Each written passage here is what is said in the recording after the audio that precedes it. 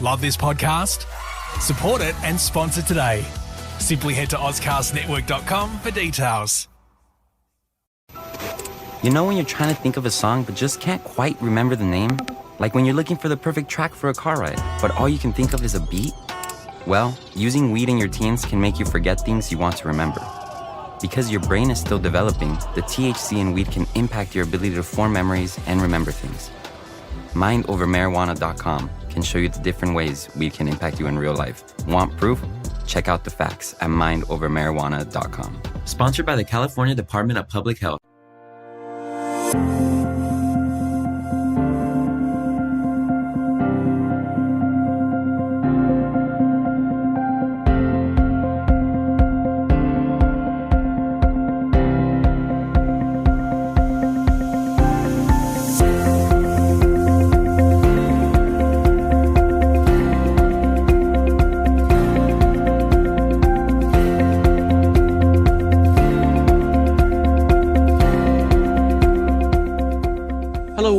Wherever you may hail, I'm your host, John Bruni. Welcome to The Focus. Join us as we explore some of Australia's and the world's most fascinating and important social, political, and economic developments, shedding a spot of light in a world filled with alternative fact darkness. In this episode, our guest is Professor David Everatt, who will be speaking to us about the situation in South Africa. David is a professor of urban governance at the Wits School of Governance and runs a health and demographics surveillance site at Gauteng at the School of Public Health. David, welcome to The Focus. Thank you. Last month, we saw mass protests against the imprisonment of former South African President Jacob Zuma. David, can you tell us what drove these protests? I mean, Zuma was, after all, a corrupt politician, right? Or are things not that simple? Oh, at some level, yes. If you're talking about the criminality, I think that's alleged criminality. He's spent the better part of more than a decade fighting against appearing in court while saying, all I want is my day in court, using the famous, what he calls the Stalingrad defense, which is appeal everything, just keep fighting to stay out of prison. And I think when those prison doors finally shut, I mean, you introduced it as, linking it directly to Zuma's imprisonment, which I think is correct, but it wasn't a spontaneous uprising of Zuma supporters that we saw. It was the trigger because for 9 years we suffered what they call state capture, in which the 9 years that Zuma was president. And during those 9 years, it was frankly just rampant looting of the state coffers to the tune of 50 billion rand. I don't know what that is in Australian dollars, but lots, basically. And so we're pretty poor. But of course, what it means is that there's a whole coterie of people who may never have met Zuma, who may, have nothing to do with him, but who rely on those corrupt feeding chains to stay out of jail and to stay in the new wealthy position that they've achieved in society. And I think his imprisonment was a signal that Ramaphosa is tightening the noose, and that orange overalls, the prison uniform, is awaiting many people. And so I think what we saw was a concerted attempt to disrupt the state. Have things settled down? Yes and no. I mean, I think the violence lasted only actually about a week, probably less at its most intense. It was a couple of days. It was mainly down in KwaZulu-Natal, which is the ethnically the Zulu homeland, which is where Zuma, of course, his support base is. And a little bit up here in Johannesburg where the hostels are. The hostels traditionally would be migrant laborers coming up from KwaZulu-Natal to work in the mines. Of course, the mines are no longer large employers, but the same thing happens. And so there's an ethnic base inside Johannesburg, which is run by traditional leaders, the Indunas. And so they were mobilized, and there was some xenophobic violence and so on, and then it was clamped down on. And then there was the kind of kumbaya moment. And I don't mean, I suppose there's a degree of cynicism, but people of every race, color, and age was out cleaning up the mess together and saying, we don't want this. This isn't us. Of course, it is us, because it's us that did it. And that's the contradiction we live with. But I think what we have now is relative peace and stability. Last night, Ramaphosa reshuffled his cabinet and I think got rid of some of the dead wood that this event had identified. Not all of it, but some of it. And I think now there's a kind of uneasy calm. because, of course, the people who are trying to stay out of jail are still trying to stay out of jail, and their interest is in attenuating the unrest rather than ending it. But there's if you want to be a conspiracy theorist, which I do, because you can never prove me wrong, and I love them, but that it gives everyone a way out. If you say, well, someone's destabilizing it, it's not me, it's not the ANC's failings, it's not government not delivering, someone's plotting against us.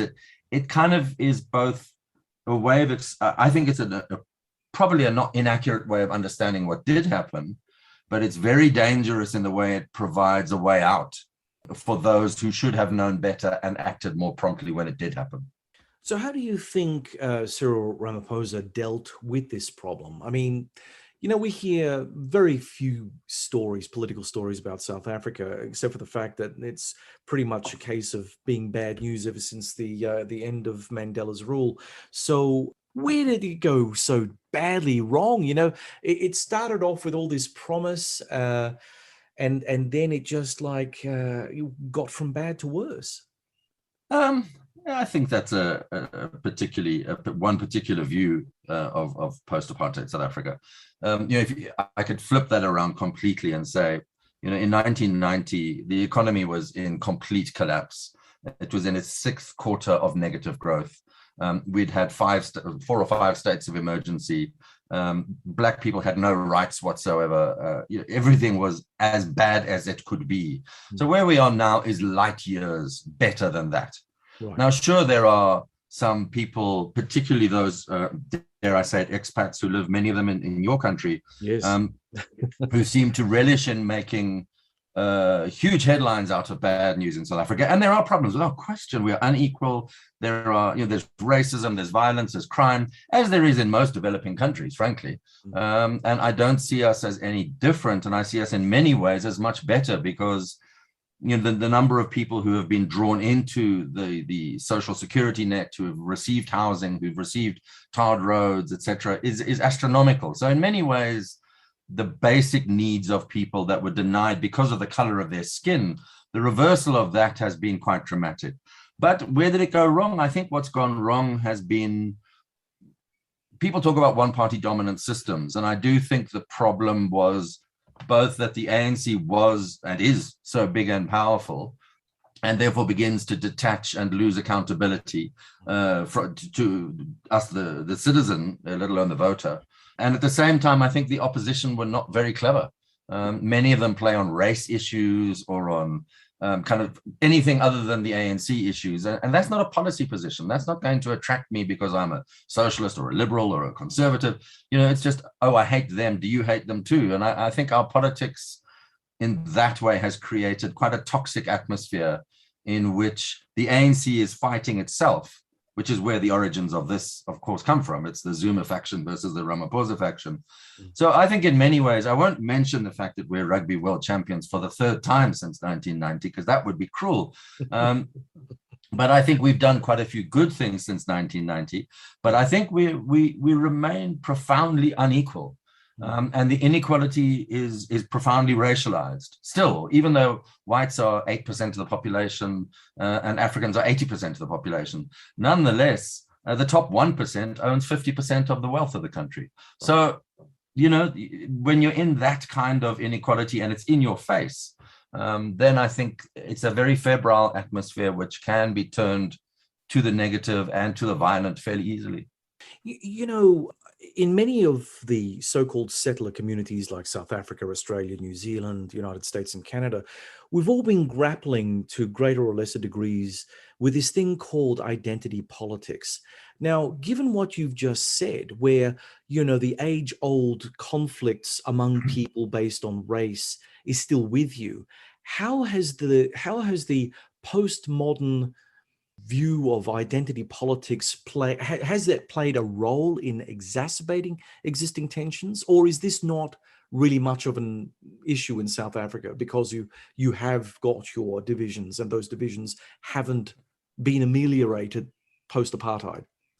I think it depends on who you are and where you are. So because I'm at a university, I tend to be surrounded by young people who are well educated, generally not necessarily middle class, but a lot of them are.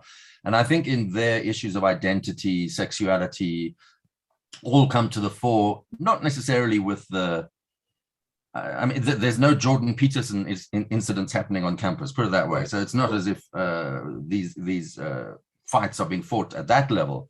But we had something called Fees Must Fall, which was when the students really began to rattle the cages of our universities, saying, this is an old white Western university and we don't fit. We don't feel comfortable. This is not who we are. And they were right in many ways, I have to say. And the university had to learn a lot of lessons very quickly. But what was interesting was it gave space for, so we had on one of our campuses, we have 5 campuses to the university I'm at, we had, I think it was the Black lesbian women arrived, and they had a name, I can't remember, in leathers with whips to beat the men who had been chasing them the day before, the young black men who'd been beating them the day before. Right. And so, you know, we're a society where everything crisscrosses everything else. And so as intersectionality is the obvious answer, but I think the racial imprint is so strong that I may be all sorts of other things, but what you see is a white male. Right. You may be all sorts of other things, but I put you, that's your first that's the category I see. And I think when tempers are flaring and violence is in the air, you don't stop to say, by the way, are you gay or straight or LGBTI? Where are you on the spectrum? And do I identify with you? And are we in the same group or not? That just falls away into irrelevance. Yeah. And really, even the black-white fell away to an extent. There was lots of television coverage of whiteys doing looting as well. And so it becomes an issue of rich versus poor. And I think that the sooner people get to understand that is really what is going on. It's not about race, which is race matters without question, and you can do all sorts and have done all sorts of damaging things about race. Yeah. But if we don't start dealing with the structural inequalities in the economy, and I would say that's true at a global level as well as about South Africa. I think we're a wonderful and horrible microcosm of it because we're so unequal. But I think that is the global trope, which is, you know, if we don't come out of this less unequal than we are, let alone what's happening to the climate, the societies are not going to hold together. Obviously, political protests during a time of COVID can lead to the spread of the disease. Are South African medical authorities concerned about, you know, the recent spate of protests and looting? I mean, you know, you congregate in the middle of a town square, you don't know what the health status is of your fellow protesters. Yep. Things can go pear-shaped pretty quickly. Oh, yes. I mean, without question, it was, I mean, that's why we were hoping, whoever we is, the chattering classes, I think we're called, that there would be immediate arrests of people for breaking COVID regulations. You can't be in a gathering of more than 50 people and you have to be socially distanced. And here we had thousands of people pouring into a mall.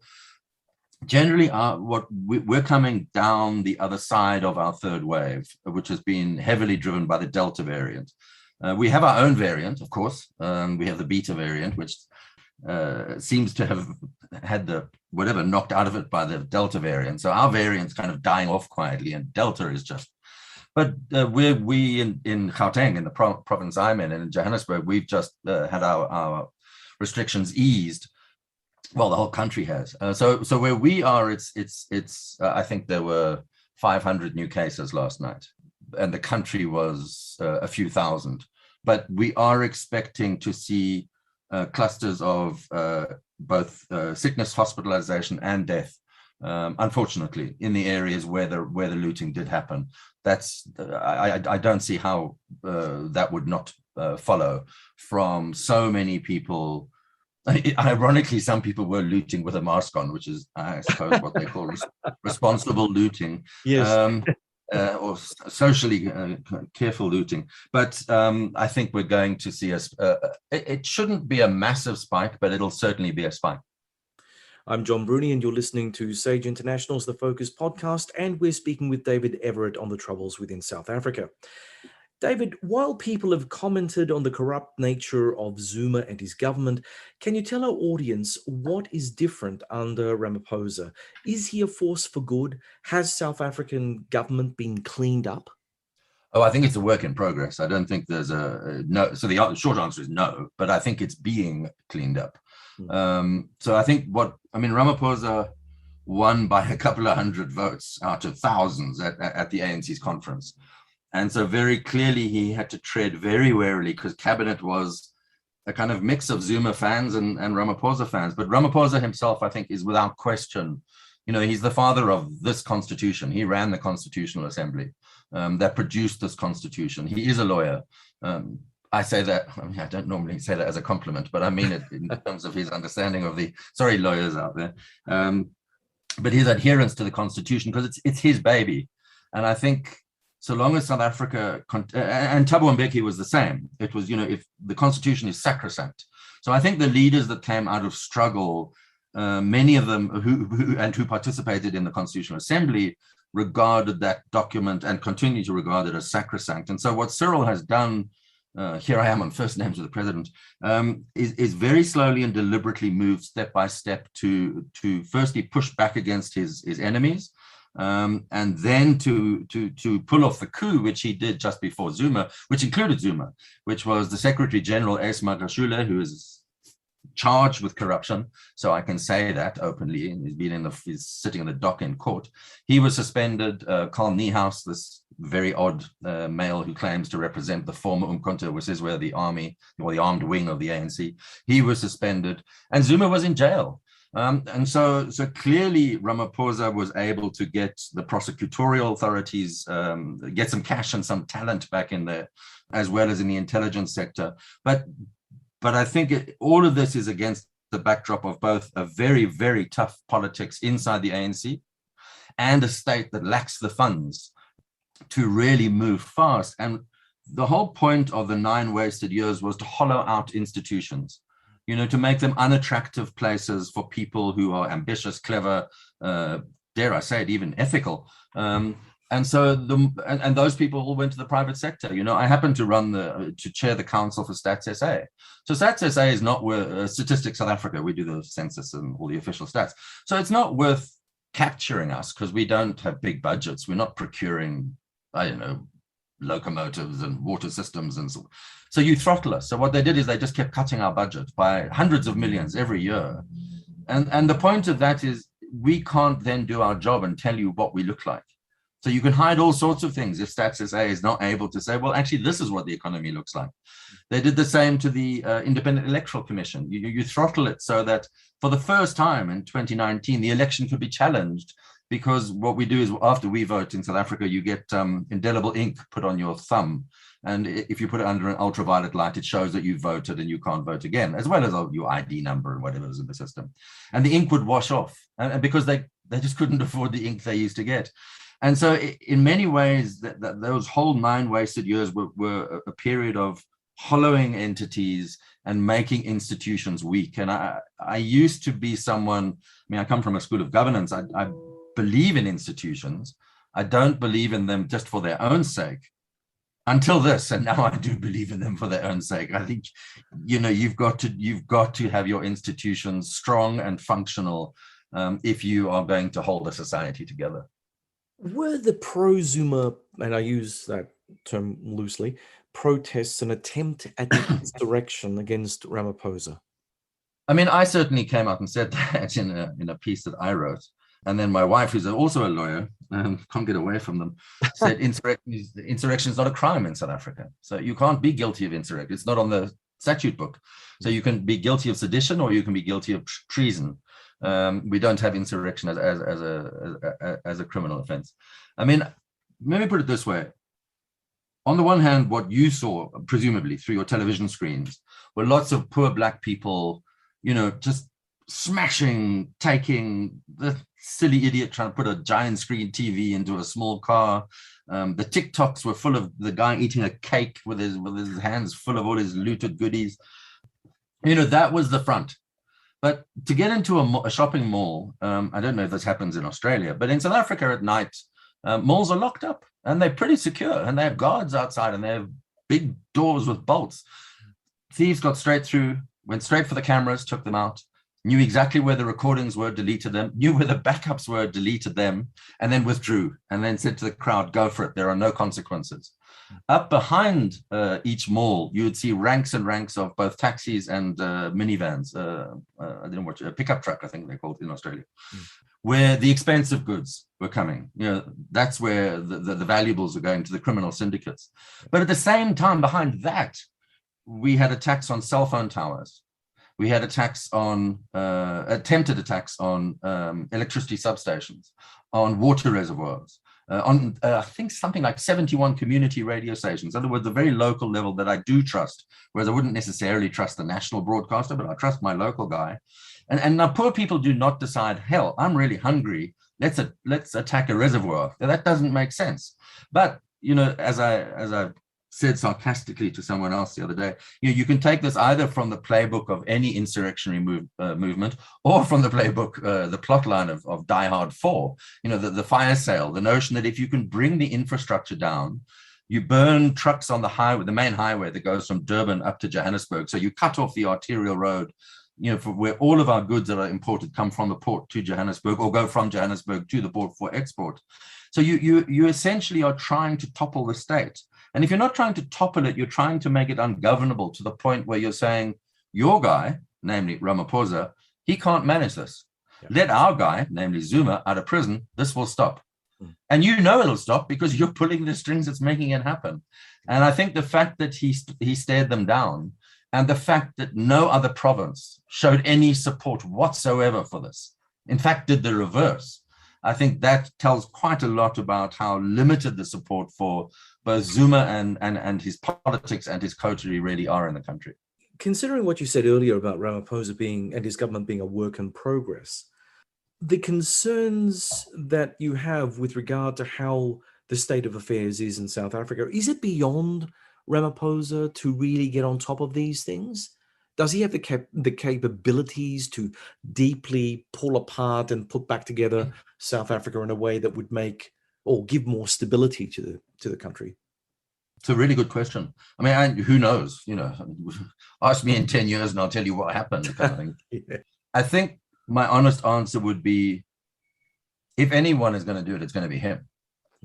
I mean, there are very few people who have been through kind of UDF. I mean, he was in the mines, leading the mine workers union, but from the UDF to the early kind of pure days of the ANC, he was Secretary General to Mandela's presidency, etc. Then into the private sector, and then back into government, having run the Constitutional Assembly in the middle of that, and having built up this network of international linkages. He was sent to Ireland to help negotiate the peace there, and so on. So this is a really polished politician, and I don't mean that in the. I mean, I generally hate politicians, so a polished politician for me is a kind of not a compliment, but he's a sophisticated politician. Put it that way. He knows what he's doing. He has limited space to move because obviously the internal politics of the ANC are hampering him, and the state of the economy is hampering him. And if we have another wave and we lock down, the economy will, take as I'm sure everyone else is, around the world, everyone faces this problem. But I think, last night he reshuffled his cabinet for the first time, and out went the Minister of Defense, who failed completely to understand what was going on and contradicted him and said, no, there's no problem here. There's no insurrection. It's just some rowdy crowds. She's gone. State Security Minister has been moved to public service or somewhere. And he's now surrounded himself with loyalists, which is really important because it gives him that now it's on him. So I think now we've moved from a phase where poor Ramaphosa is really battling for space to maneuver because he's so surrounded by hostile forces, to, okay, you've pulled it off. Zuma's in prison, Magashula's who knows where, who cares? And you've got rid of some deadwood, you've got some young people, not young enough, but I'm considered young in that context, which is a terrifying thought. But you've got some new talent in there, make it happen. So I think, if he wins a second term, that will be the critical moment, because that will make these institutions work, bring these people to book. We want to see 30, 40, 100 people in jail, whoever you find. I think that's the acid test. And the fact that the former president is the first person to be wearing those orange overalls, I think is both a national shame. I mean, you really don't want a former president to be a prisoner. I mean, it just, it's a terrible thing for all of us. But on the other hand, he was number one. And he was the first one to be in prison. And he was the person who we thought would never be in prison, that he would fight it until the day he died. So it does seem that the portent suggests that he may be able to pull it off, but it's a kind of guesswork. But I think with the new cabinet, with the economy actually picking up much faster than we thought it would, and our growth projections remain quite high, the agricultural sector is booming. I don't quite know why. So in many ways, he's now getting tailwinds that are going to help him push through if he has the stomach for it. And so far, he's shown that he does. I think what people find difficult to understand about Ramaphosa is that he never tells you what he's going to do. He never gives any hint of what he's going to do. And he very rarely does it himself. So things just fall into place. Arrests are made, institutions are rebuilt, budgets are reallocated, skilled people are drawn in through his networks, and the things start moving again. And he just sits and looks very quiet and statesmanlike.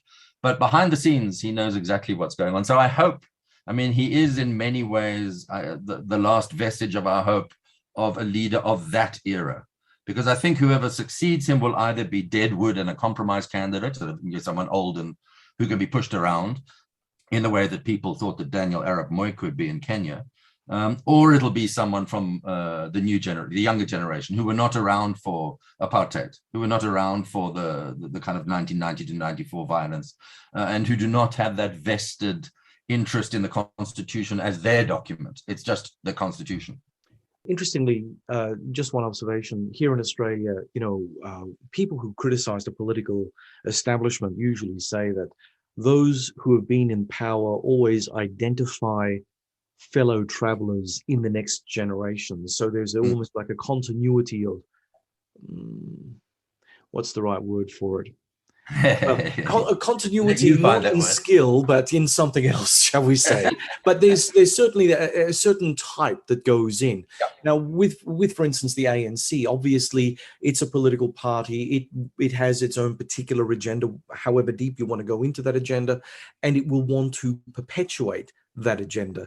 So, yeah. Do we see this happen in South Africa, both from the ANC side of things and also from other political parties that are in opposition? Is there a type of South African politician? I also was looking for the word, and it did start with S, but it wasn't skill. I'm glad you said that, yeah. But the word has slipped my mind. I can't remember what it was. You're absolutely right. And particularly if I have been questionable with my actions, I want someone to come in behind me and make sure that, if I can contaminate them too, they can't come after me, because I'll just say you did it too. Right. And so I think that's where what the ANC had was a policy called cadre deployment. And what that meant was they were inheriting a civil service that had been, fully staffed by the old National Party, by the apartheid bureaucracy. How could they possibly govern when the fear was all of these civil servants are going to try and, deliberately disrupt your attempt to change what the state was doing. In many ways, that turned out to be a wrong assumption. Many of those public servants turned out to be very loyal and very good, and are still in office in their jobs today, oddly enough, many of them. But anyway, that doesn't matter. At the time, the fear was we need to get our own people into the civil service quickly, because if we want our agenda to go, we need our allies. And that went far too far, so that it became, so long as you know someone in the ANC who'll say he's or she's one of us, you're in. And then wherever you are in the bureaucracy, you're in. And you start forming those networks and finding, what do you call them, fellow travelers, and you work that way. And so I think in recent days, what we've seen is very senior ANC stalwarts and elders saying, abolish this now. And Ramaphosa said the same. He said, you have to have a tertiary level qualification to be in the public service at all. And we're going to have to re-examine whether cadre deployment should happen at all. So I think the ANC never moves fast, and whether they'll ever do that, I don't know, because of course jobs for pals is kind of what politicians do, it seems to me. Yes. With skill, of course, using that S word again. And of course we saw, as I don't know if you did, I know the UK did, but this massive corruption that occurred around PPE procurement that is meant to be for, first responders, and instead we steal it so that we can buy another BMW, or I don't know what we buy with it. I've never had that much money. So I think there is a young generation that went through Fees Must Fall, that realize that the ANC is actually part of the problem, not the solution, that don't want to be drawn into the ANC at all, actually. And so they are the constituency in which you hope a value base is established that is much more progressive, that identifies the follies of a liberation movement of old people stealing money because they feel it's our turn to eat and you must wait. So that's the kind of generational thing. If you mentioned the opposition as well, the Democratic Alliance was the leading opposition. I mean, and it is the official opposition at national level. In different provinces, it may not be. But I think they were veering towards being a genuinely liberal. I know liberal doesn't mean liberal always in Australia, but liberal with a small L. Liberalism type liberal, and they veered strongly towards that under Musi Maimane, and black voters were really receptive to that message, and the ANC was quite scared at some level that he could actually penetrate the townships and really get where the vote actually is. And the DA, the ANC lost Johannesburg, Ekurhuleni, Nelson Mandela Bay, Cape Town. It lost all of the major cities in 2016 to an alliance between the DA as the official opposition that was getting 25-30% of the vote, and the EFF, the Economic Freedom Fighters, which are the firebrand, in my view, profoundly right-wing party that believes in using racist attacks on people to get their popularity. In my province, they sit on around 12%, and mainly young people who are very angry, can't get ahead, and they see white people and Indian people and colored people getting ahead, and they assume it's at their expense, and may well be right. And so I think there's a kind of, and so there's a type there. The DA type, unfortunately, they've managed to shoot themselves completely in the foot. And so the election saw them go through a process of, do we really want to be a non-racial party with a large black vote that begins to put black leaders in place, that begins to say race is a proxy for disadvantage in South Africa, rather than every person has equal value, and if you set them free in an economic environment, they'll all realize their potential.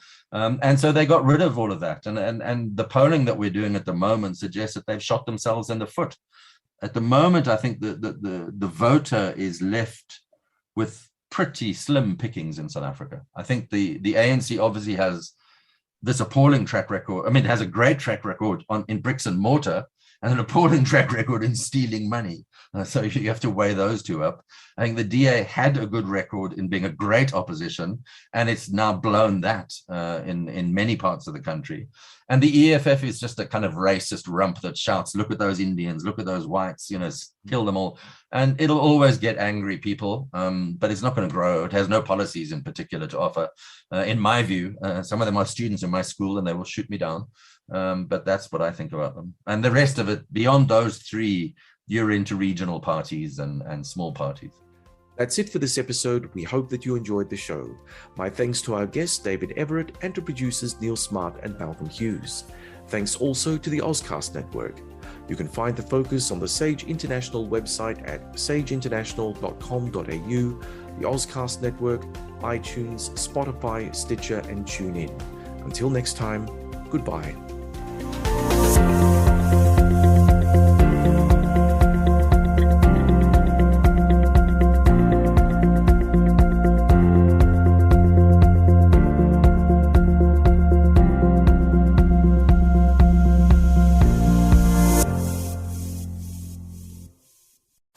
Love this podcast?